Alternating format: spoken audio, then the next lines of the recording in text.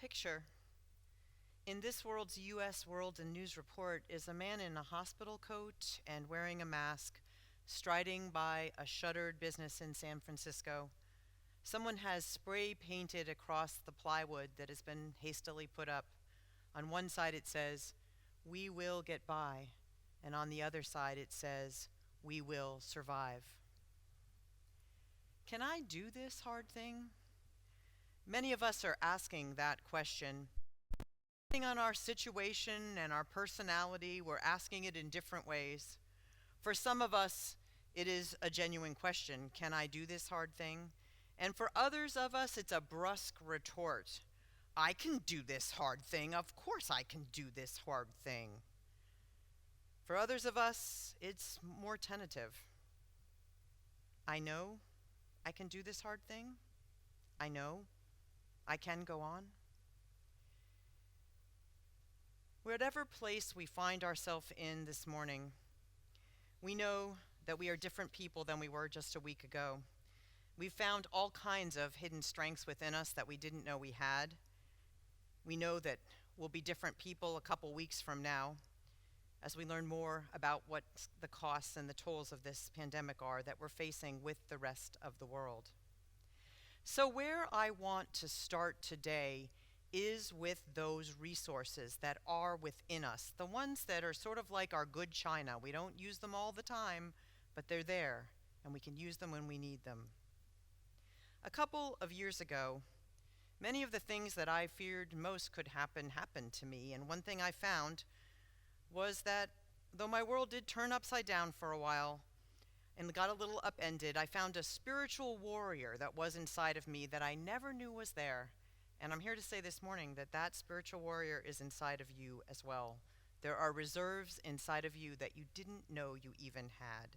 Reserves in your heart, reserves in your body, in our connections, which can make these days bearable. We do, and I stand here as living proof, and have these resources within us. And that is why the virtual class that I am launching this week on Thursday nights is called Spring Cleaning for the Spirit, because I've heard from many of you that you've been taking time that you didn't have before to clean closets and find all kinds of treasures that you didn't know you had. And guess what? There are treasures in your heart as well. Laura Vandermoot Lipsky's Age of Overwhelm was a solace to me as I was pondering yesterday, and in it she writes, "As for how to navigate an abiding sense of overwhelm, let's break it down. What I have learned in my personal life, as well as from tens of thousands of colleagues through the years, is that it's important to pay attention to what's in our control, what's not in our control, and how to tend to these two realities practically, in such a way to mitigate harm, cultivate our own abilities to be decent and equitable, and act with integrity. It's also," she says, "within ourselves that we have the most agency, the most authority, and the most power to change." I can do this hard thing. I can go on. I believe that. Not in a I am immune from this globally catastrophic virus with its sobering mortality rate kind of way at all. Rather in the sense that I know that I, that you, that we have resources to live each day, and I am given them as I am grounded in the idea that love is a verb in my guide star, not fear. I said a couple months ago that one of the things about our Universalist tradition is that we often talk about the fact that all people are good, but somehow we mean everybody else, but not ourselves. In this particular time, we're going to have to learn how this really actually applies to us as well. That's that we have to learn in this crisis that we are also ones with inherent worth and dignity. You and me, and the folks you and I both wish were sitting next to us right now in this sanctuary. So in this time, we have a lot to think about. What we have, what others have, what we can do, what we can't do. And I want us in this time to remember that we all have intelligences within us, skills and depths that will help us go on. The ability to appreciate joy and beauty, to make wise choices, to bear things we didn't know we could bear. The skill of being able to take care of ourselves while also taking care of others. The ability to learn new skills that allow us to be able to be safe and also connected. And we've seen so many of you try out those new skills this week. Yes, it is true that this week we do not have as many choices as we had a couple weeks ago, and it could be that in the weeks to come we might have a few less as well. But how we live this hour and this day and the next will matter. We can go on because we will do the things that allow us to thrive. Some of them we hear a lot. Develop new routines. Be mindful to small joys. Exercise and drink plenty of water. Distance and virtually engage. Connect with the natural world. Oh yes, and did I say learn new things? What we don't hear as much about is taking care of our emotional and spiritual needs, and I would say these are also essential functions. We need to begin with, as the newer generations say, feeling the feels, not numbing out. Maybe making time in each day to ask, how am I really feeling?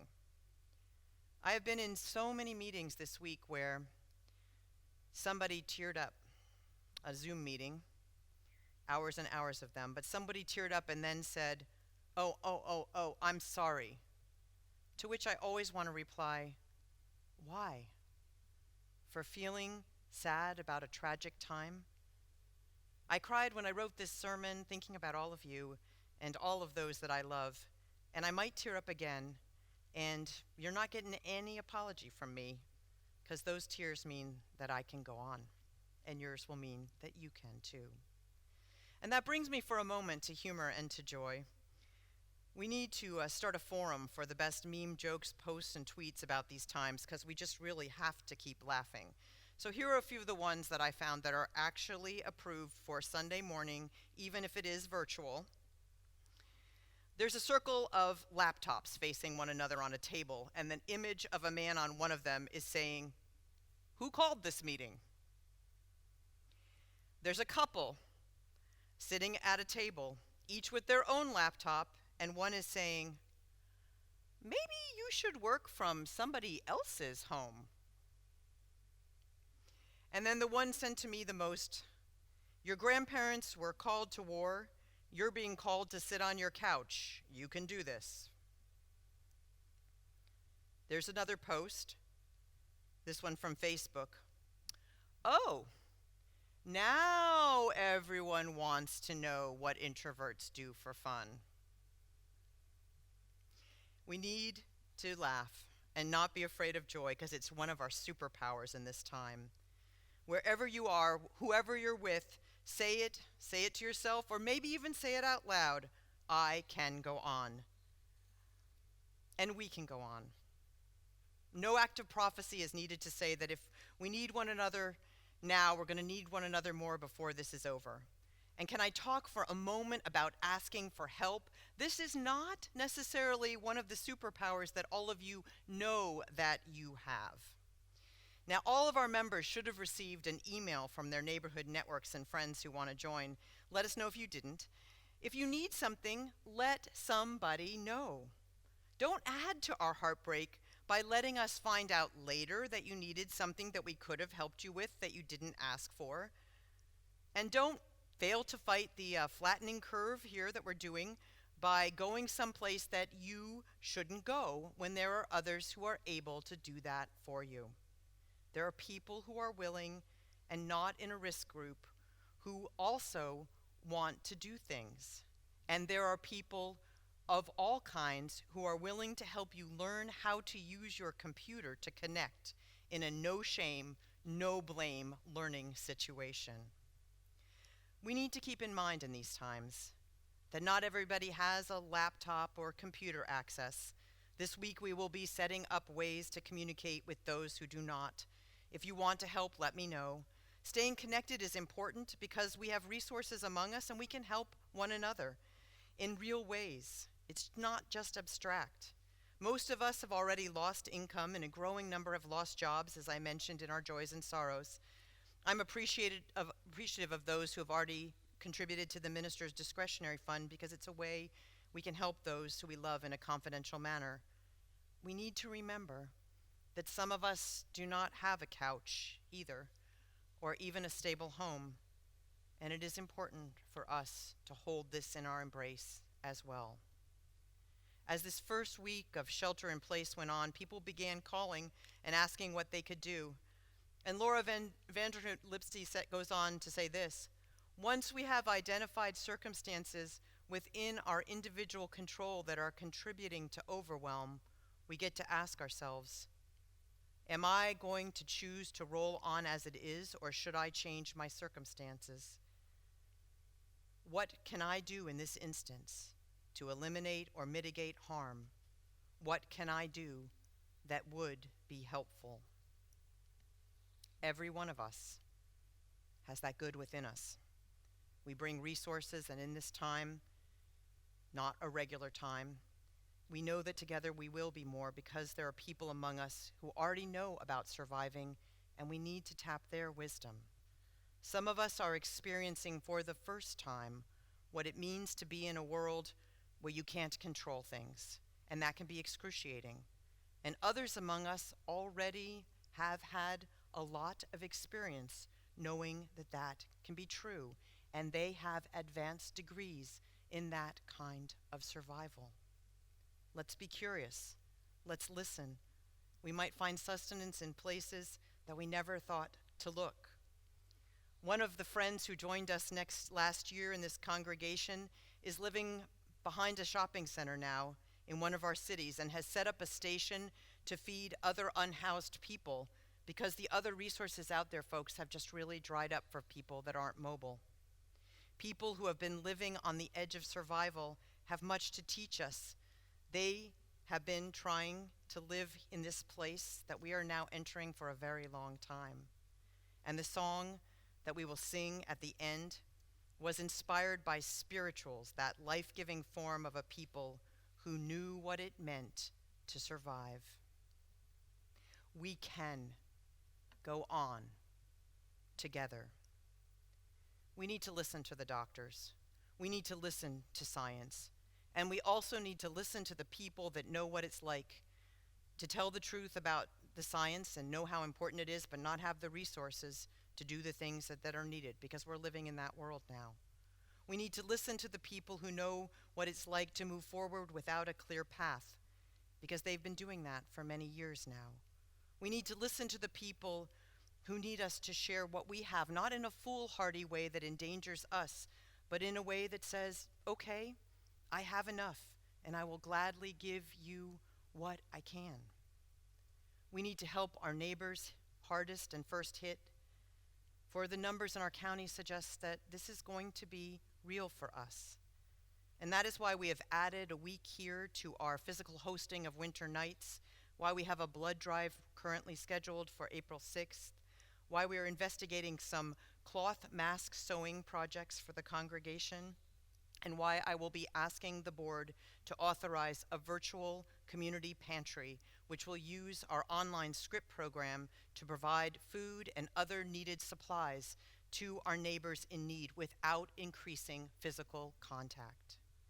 This pandemic is not touching all of us equally, though it is touching all of us, and we can help those most affected. We can do this hard thing, and we can be sure that others can as well.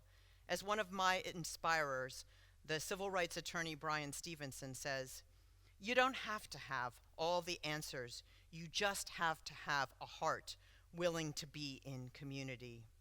We can also help by gentle calling in conversations with families and friends and in virtual spaces against anti-Asian rhetoric, anti-immigrant rhetoric, anti-trans hate, which is growing among us because of the misconceptions. We can be, as we are in our tradition, the holders of truth. I'm going to use a word that I don't think ever used in a sermon in a serious way. Abomination. I believe it is an abomination to tell people that they don't need to heed the pleas that doctors and nurses and scientists and other medical people are asking us to heed because some God will provide. I am a natural theist, and yet I think that it's one of the most faithless things that you can say. You are saying to your people that they are already doomed, so give up on this life and this precious, beautiful world. They are saying, forget your responsibility to yourself, to those you love, and to the wider family of humanity. Here is what we know in this place where we so look forward to gathering again someday, that I can go on, that you can go on, that we can go on, for we are one another's immortality, and we can go on together, not forgetting our larger connections to one another, for that is the faithful act, the one that says that love is a verb, and we are better together. May we be the ones to make it so.